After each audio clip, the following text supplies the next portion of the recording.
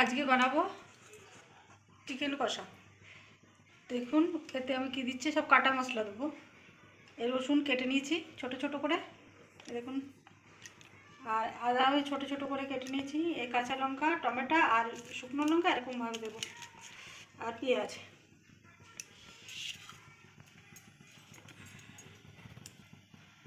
তেল গরম হয়ে গেছে, আমি পেঁয়াজ দিচ্ছি।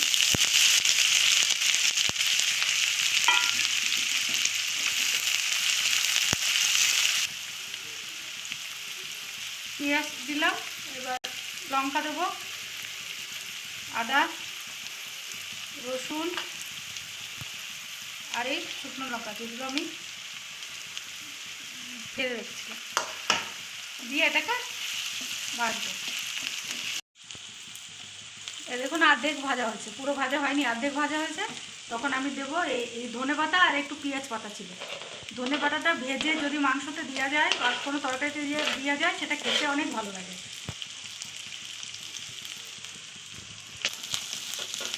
এটা ভালো করে আরও ভাজবো। দেখুন ভাজা হয়ে গেছে, রসুন পেঁয়াজ সবই ভাজা হয়ে গেছে। এবার আমি দেবো টমেটো,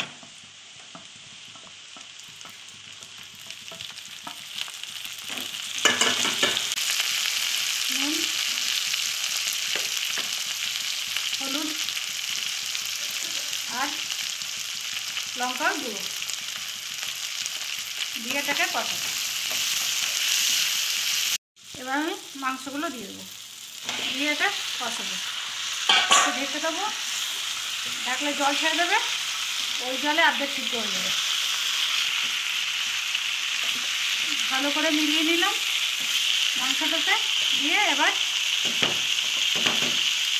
একটু আগুনটা কম করে দিলাম, দিয়ে এই ঢেকে দিলাম। দেখুন কষা হয়ে গেছে, ভালো সুন্দর একটা গন্ধ আসছে। এবার আমি এতে জল দেবো, জলের পরিমাণ মতো দেবো, যে কতটুকু দিলে আমার মাংসটা সিদ্ধ হবে সে বুঝে জলটা দেবো। এবার এটাকে ঢেকে দেবো, ভালো করে মিলিয়ে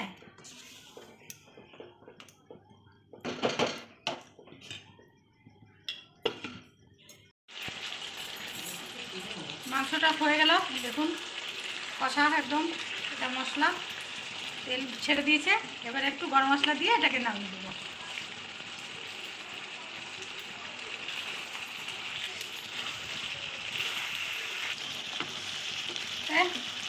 চিকেন কমপ্লিট।